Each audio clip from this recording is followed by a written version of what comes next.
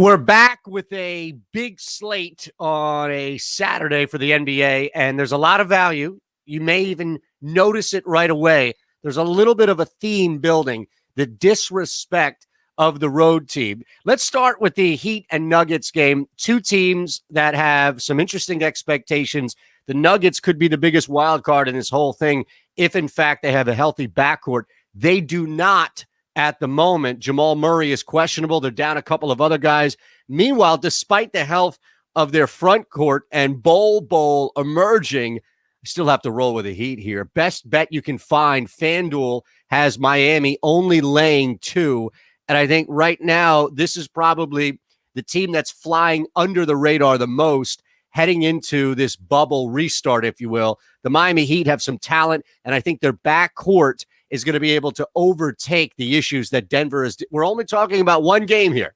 And this one game, the matchups truly feature right now a Miami Heat bet. So we'll take the Heat at -2. FanDuel's your best option. We already saw what happened with the Jazz. It was an ugly game nonetheless. They had to come back, bunch of turnovers, 20 turnovers for Utah. It was a low-scoring game. This time around, the difference will be a smoother play.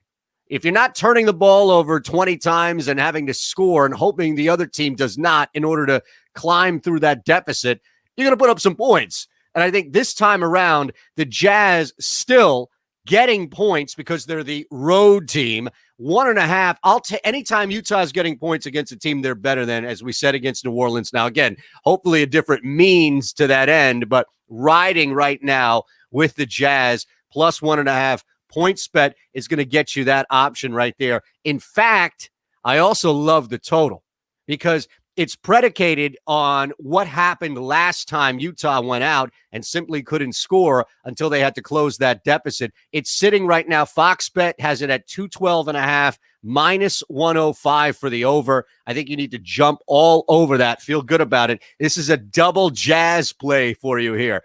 We'll move through what we saw, that Clippers-Pelicans game, because it's such a large line. How can you not take New Orleans? Yes, Zion, the kid is a star, but let's not forget Jrue Holiday, a major cog in that wheel for the New Orleans Pelicans. I don't think the Clippers are going to come back deflated, disheveled, that they lost such a tight game against the Lakers. I do believe this is a Clippers victory, but that number is so big. How can you not jump on New Orleans, seeing how they played Utah tight? Yes, they lost that lead at the end, a 2-point game, but still, I think New Orleans is here to make a statement, and it's not just Zion Williamson, it's Jrue Holiday. At 8.5 points with Bet Rivers, sign me up. And that return, mind you, was plus 165, which I love even more. Now, the big game, the game. My guys here in Philadelphia, the 76ers, for a week, I'm sitting here looking at this number anywhere from 6.5 to 7, thinking, nope, it's just too big. I would love to ride with my guys. It's just too big. Well, our prayers have been answered. It's been bet down to 5.5, and that's where I'm jumping in right now. It's an even return at plus 100 at PointsBet, 5.5 points for a broken down Indiana team that is truly trying to find their way. The Sixers were atrocious on the road. They truly were awful, one of the worst road teams in the NBA.